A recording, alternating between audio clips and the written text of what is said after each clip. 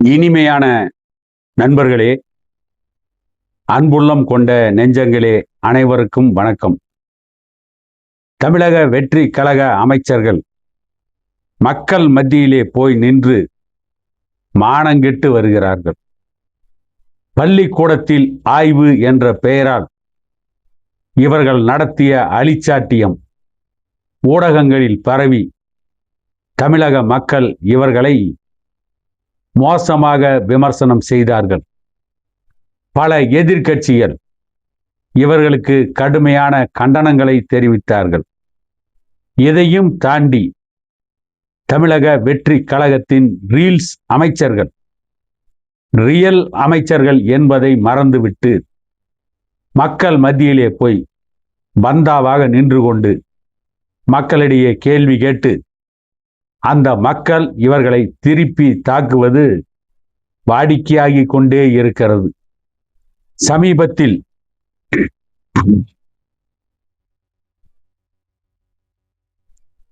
சிவகங்கை மாவட்டம் அருகே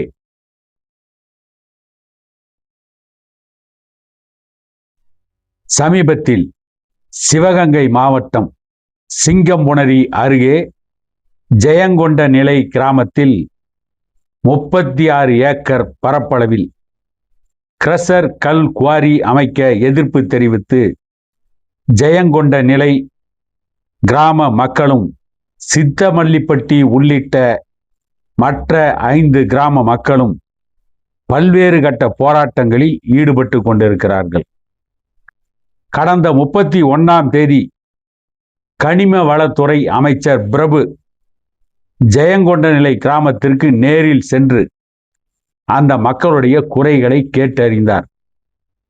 நேரில் சென்று மக்கள் குறைகளை கேட்பதை விட அதிகாரிகளிடம் விளக்கம் கேட்டு குறைகளை அறிந்து கொண்டு அதற்கு பிறகு மக்களை சந்தித்து இந்த குறைகள் உங்களுக்கு இருக்கிறது, அதிகாரிகளிடமிருந்து உண்மை நிலவரத்தை அறிந்து கொண்டிருக்கிறேன், இதை தாண்டி உங்களுக்கு வேறு என்ன குறை இருக்கிறது என்று அந்த அமைச்சர் கேட்டு அந்த மக்களின் குறைகளை களைவதற்கு, அவர்களுடைய குறைகளை நிவர்த்தி செய்வதற்கு உடனடியாக அந்த இடத்திலேயே அரசு அதிகாரிகளுக்கு ஆணையிடலாம், உத்தரவு பிறப்பிக்கலாம்.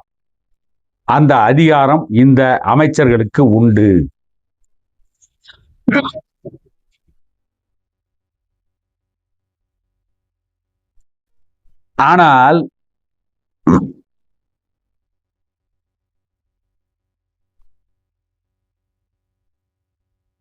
ஆனால் இந்த அமைச்சர்களுக்குத்தான் அவருடைய இலாக்கா எது, அந்த இலாக்காவில் அந்த அமைச்சர்களுக்கு என்ன அதிகாரம் என்பதை கூட இன்று வரை முழுவதும் தெரிந்து கொள்ள ஆர்வம் காட்டாமல் ரீல்ஸ் எடுத்து சமூக வலைதளங்களில் பரப்புவதிலேயே ஆர்வமாக இருக்கிறார்கள்.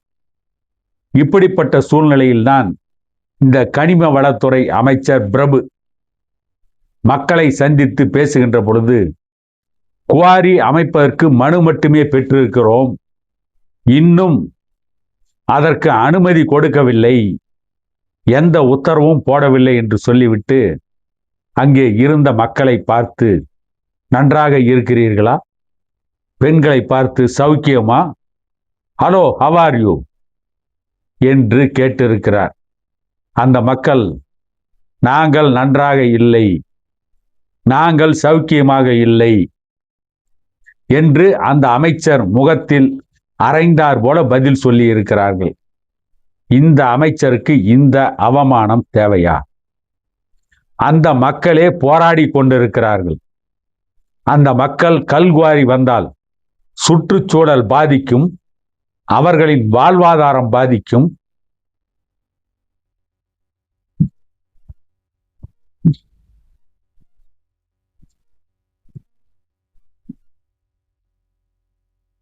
என்று அவர்களை காப்பாற்றிக் கொள்வதற்காக அவர்கள் போராடி கொண்டிருக்கிறார்கள். போராடி கொண்டிருக்கின்ற மக்கள் மத்தியிலே போய் ஹலோ ஹவ் ஆர் யூ என்று கேட்டால் அந்த மக்களுக்கு கோபம் வருமா வராதா? ஏதோ ஒரு கல்யாண வீட்டில் விருந்து சாப்பிட்டு கொண்டிருக்கிறார்கள் அந்த மக்கள், அல்லது 24 மணி நேரமும் சுகமாக வாழ்ந்து கொண்டிருக்கிறார்களா? ஏசி அறையில் ஓய்வெடுத்துக் கொண்டிருக்கிறார்களா?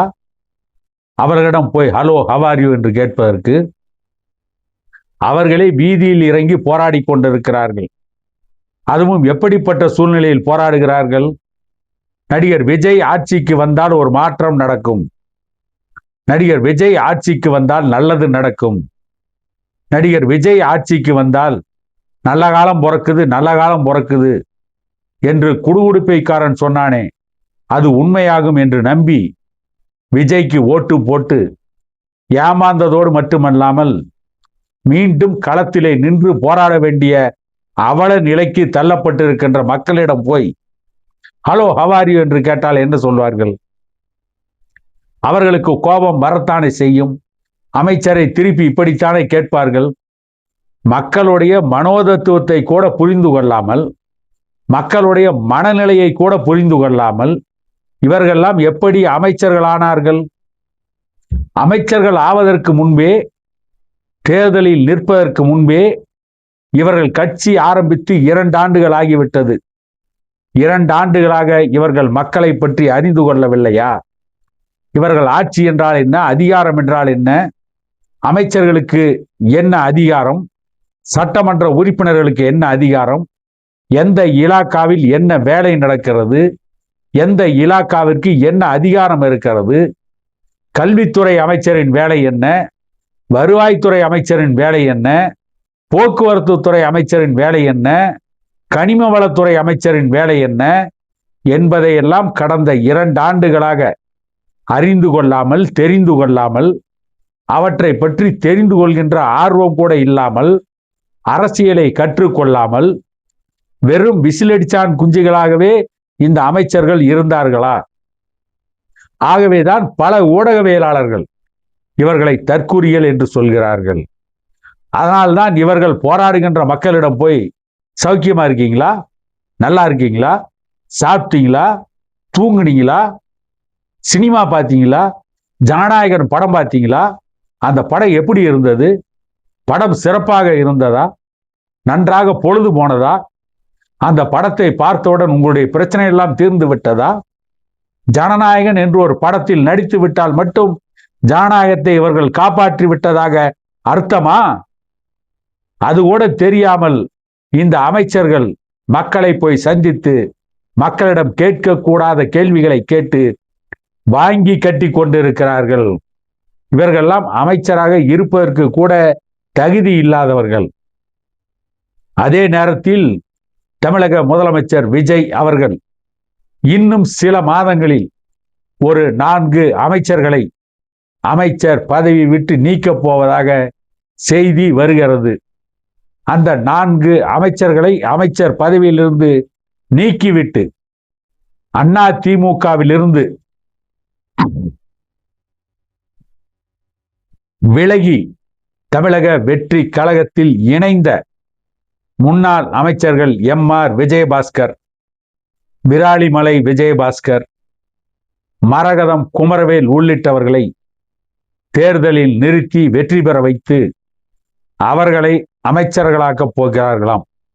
இது எப்படி இருக்கிறது என்று கேட்டால், சாத்தான்களை ஒதுக்கிவிட்டு பேய்களை அமர வைப்பது. இவர்களாவது ஒன்றும் தெரியாமல் இருந்தார்கள். அந்த முன்னாள் அமைச்சர்கள் ஊழல் செய்வதில் கைதேர்ந்தவர்கள். ஊழலை செய்து அதன் மூலம் ரியல் எஸ்டேட்டுகள், பள்ளிக்கூடங்கள், ஷாப்பிங் மால்கள், கல்வி நிறுவனங்கள் என்று எப்படி முதலீடு செய்யலாம், அதிலும் சட்டத்தின் பிடியில் மாட்டாமல் எப்படி முதலீடு செய்யலாம் என்பதை நன்றாக தெரிந்து வைத்திருக்கின்ற மலை விழுங்கி மகாதேவன்கள் அவர்களெல்லாம் இவர்களை மாற்றிவிட்டு அவர்களை அமைச்சர்களாக்கி தமிழகத்தை நடிகர் விஜய் அவர்கள் சீரழிக்க போகிறாரா என்ற கேள்விதான் எழுகிறது என கூறிக்கொண்டு மீண்டும் ஒரு காணொளியில் உங்களை சந்திக்கும் வரை உங்களிடமிருந்து விடைபெறுவது உங்கள் எடப்பாடி துரைசாமி.